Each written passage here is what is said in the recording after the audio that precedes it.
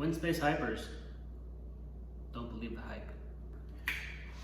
Hi everyone, welcome to my YouTube channel, Cycling 818, and this is my first product review, and it's a review of the Winspace Hyper 50mm rim brake wheel set. A little bit about myself before we begin. I've been riding bikes, both road and mountain bike, for almost 10 years now. Mainly ride for fitness, don't do any racing, don't really do too many group rides, just kind of ride by myself for exercise or have a buddy or two I ride with. Don't really do too much structured training or intervals, but I want to start doing that. Maybe that'll be a fun thing to do on this channel and motivate me to actually continue doing it. So stay tuned, see what happens. But for now, we're going to stick to the review of this, and maybe in the future some review of some other parts and some bikes. So yeah, let's get down to it. I'm going to break down this video in 6 parts. The first part is why I got the wheels, I guess the history of why I got the wheels, ordering and unboxing, my first ride impressions, my ride impressions after a few months and a few hundred miles, some problems I've discovered with the wheels, and also my conclusion about these wheels and if you should get them or not get them. So on to the history about why I got these wheels and why I chose them.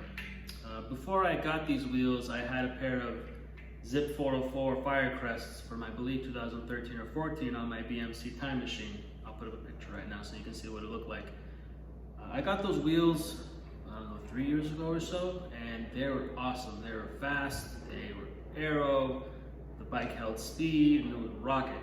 The only thing I didn't like about them is that whenever I would stand up and be climbing or sprinting or putting any power down, the rear wheel would flex a lot and the brake would constantly rub on it. So I would have to have my brakes really opened up. So basically I would have to pull all the way back and almost hit the handlebar for the brakes to engage.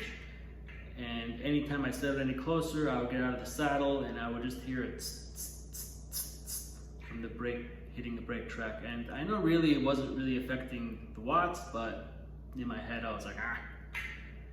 That, and also I wanted to go tubeless because a lot of my friends that have gone tubeless, they said it's so much more comfortable, softer, easier to ride, and this is a pretty stiff bike, so I would do anything to make it a little easier to ride.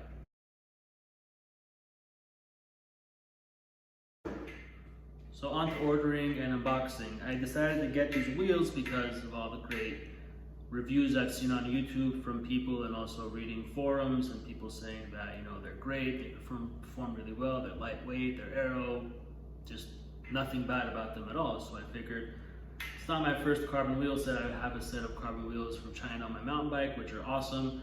So I figured, why not? It's not a crazy amount of money. It's probably better than the zips I have. Let's give it a shot. So I ordered the wheels in the beginning of the year. I think the first week of January I placed the order for the wheels, and they came in about 3 weeks to my front door. And I don't have a picture of the box, but I'm sure you've seen videos or pictures of what it looks like. It was packed really well, really professional, just the same as you would expect from any big major brand. I took the wheels out. They look awesome. I love the weave on them. The carbon spokes are thick and they look really cool. The hubs are really nice, machined really well. One thing I didn't like is the skewers that came with them. I don't have them with me, I got rid of them. But the skewers are just really big and heavy, and for a light wheel set like this, you would think it would come with a light set of skewers, but they were heavy monsters. So I just put on this, I think it's a carbon TI skewer I had before. I just put them on there to keep it just as light. I weighed the wheels. They weighed 1,367 grams with tubeless tape and valves, so that's pretty impressive for a 50mm deep carbon wheel. That's great. That's what I was looking for. And yeah, got them. Got some Schwalbe Pro 1 tubeless tires on there in 25mm, fit really well, and was excited to get it mounted on my bike and take it for its first ride. So on to the first ride of these wheels. I got them all dialed in, got the cassette put on there, got my brakes adjusted, and went out for my first ride. And you know, right away I could tell these wheels were super lightweight and super stiff. As soon as I pressed down the pedal, the bike would just take off, and it would just be so responsive and so smooth and quick that I was like, wow, these wheels are awesome. Like, definitely worth the price of what I paid for them.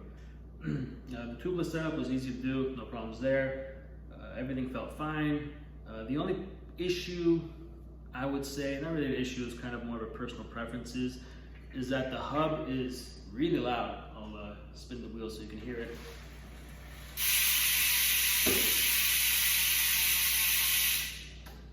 It's a bit too loud for me.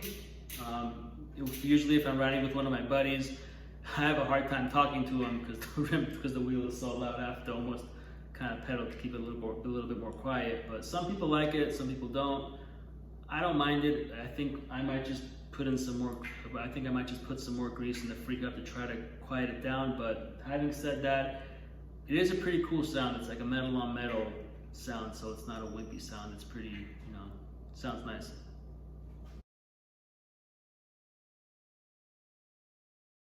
So after a few rides and a few hundred miles with these wheels, I noticed the hype kind of died down.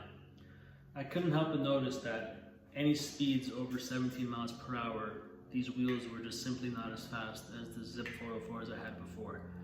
With the Zips, anything at that speed would feel effortless, the bike would go and the bike would just roll and just be like a rocket. But with these wheels, I feel like I'm constantly pedaling or trying to keep myself at that speed. These wheels simply don't hold speed as well as the Zips did, or I'm sure any other wheel set that has more of an arrow shape. But I don't know if it's down to the arrow shape of the wheel or down to the hub having a lot more pause so it has more friction, or maybe the bearings on these wheels are just garbage bearings. I don't know. But kind of pretty disappointing to know that they're not as arrow with all the claims they have and all the reviews that people have been saying that they're great wheels. Haven't set any PRs or haven't noticed being any faster in any particular segment, whether it's a climb, a downhill, a flat, or at the Pasadena Roseville I ride there occasionally. Never been faster with these wheels than I have been with the old wheels, even though my fitness is getting better or it being the same. So pretty big disappointment there with these wheels. Another thing too is that in crosswinds, these wheels are scary. I can only compare them to my wheel set I had, carbon wheel set I had before, which were the Reynolds Assault wheels from I think 2010 or so, where they were like super V-shaped. I think they were 42 millimeters, but any sort of wind would jerk me around with those wheels. And then I got the Zips, and I realized the Zips were awesome through crosswinds. Felt really confident, felt like I can just keep going even though I got some wind gust, not really a problem. But with these wheels, I'm back to being really tense and scared, and if there's a wind gust, I get shaken around a lot, and it just takes so much fun out of riding that almost, when I see it's windy outside, I either want to jump on my mountain bike or just jump on the trainer because, I don't want to take too many unnecessary risks while I'm out riding. In terms of braking, brakes feel fine. I tried a few different brake pads, but I gotta say the Winspace supplied pads are by far the best ones to use on these wheels. They're really strong, they have good modulation, they brake really well, so if you have these wheels and are not using those pads, switch them right away. They're awesome pads, and I'm gonna order myself a couple of sets of them so I have them laying around just in case I need more.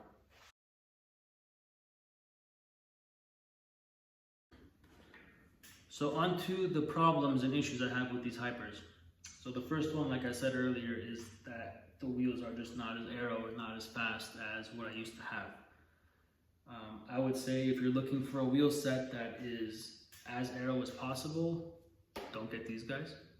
If you want a lightweight wheel set, get these, but I'd actually say get the 38 millimeter ones because the 50 millimeter ones are useless because they're not arrow. But if you want an arrow wheel set, I would say just save up some more money, get a name brand, or if you still want to save some money, go with a light bicycle or Far Sports or something like that have more of a U-shaped wheel, and you can actually build those with DT Swiss hubs and brand name spokes, and they'll probably be, I'm sure they'll be more arrow than these ones. But other than that, the only other issue, which I think is a bigger issue, is that for me on these wheels, the spokes keep moving around. And what I mean by that is the bladed spokes that are like this, after a few months of riding 200 miles, they start moving, at a 45-degree angle and almost 90-degree angle. So I'm sure that doesn't help with arrow either, but I don't know why they're moving around. I'm under the, safe weight of riding these wheels with myself on my bike, so I can't imagine me being the issue. The roads I ride on are relatively smooth. I don't really go on anything too broken up or rough. Don't take them on dirt. And I don't know what the issue is. The first time I noticed that was after maybe 3 months of having the wheels. I actually noticed that one of my spokes on the rear wheel was broken. I can actually, I'll put up a picture so you can see what it looked like, but the spoke was kind of falling apart. And I think this is more to do with me loading the bike and maybe hitting the spoke somewhere or smacking it somewhere and breaking it myself. I wouldn't put this on Winspace, put this on my stupidity.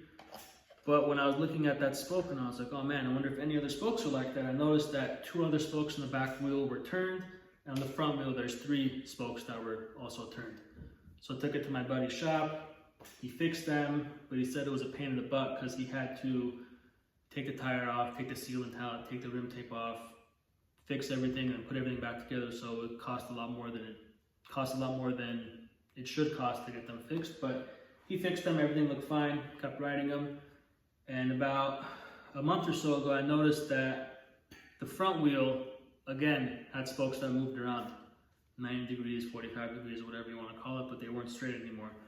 And right before I went to get them fixed at another shop, because I moved, so I'm not close to my buddy's shop anymore, I noticed that the rear wheel had a spoke that was loose, and actually inside the wheel you would hear something rolling around. So basically what happened is that the nipple inside came undone, so the screw was rolling around and the spoke was completely loose, and I actually took the spoke out.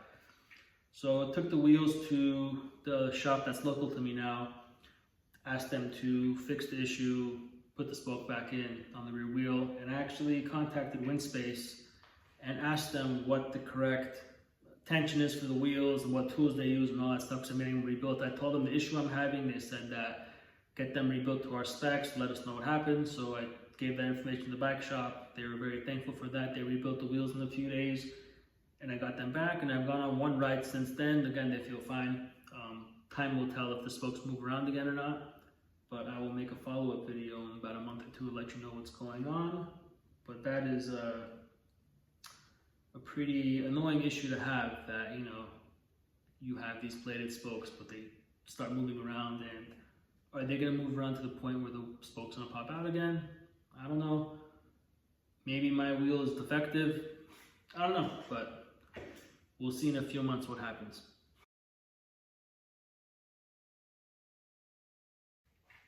So in conclusion, would I recommend these wheels? I would and I wouldn't.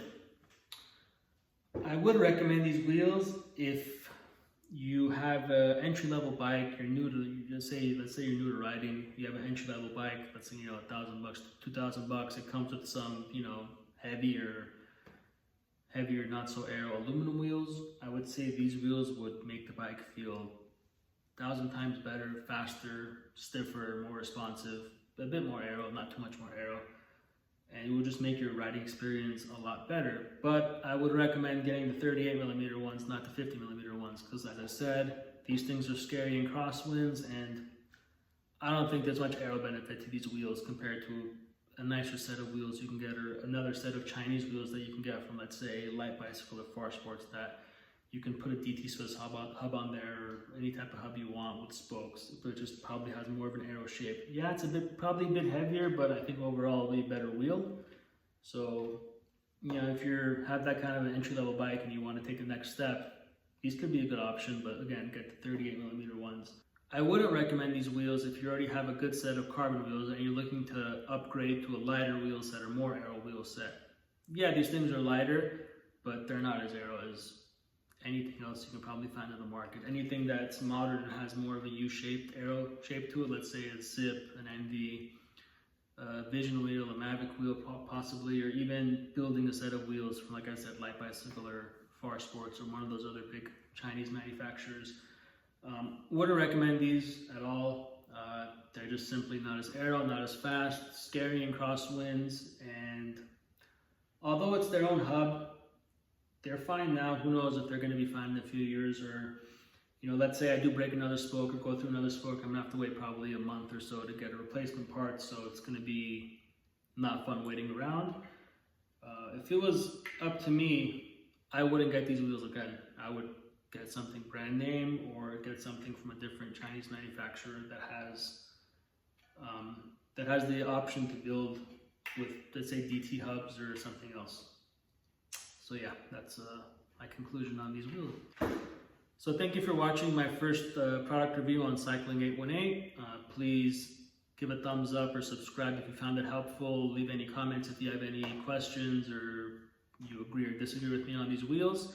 Again, I've had these for almost a year, had 1,000 miles on them, so I'm giving you more of a long-term review than just throwing it on my bike for a month and riding and saying, yeah, these are awesome, get them. No discount code because I actually bought these wheels. Winspace didn't send them to me. And yeah, so stay tuned. I will do some more product reviews. I'll review the carbon wheels that I have on my mountain bike. I'll show off my road bike and my mountain bike to you guys soon too. I'll even try to show off some of my buddies' bikes. They have a few interesting builds with some cool components on it, so I'll try to show you those bikes, show you the weights of those bikes and what they use and all that. So yeah, stick around, subscribe if you want some cool content, and ride safe. Take care, everyone.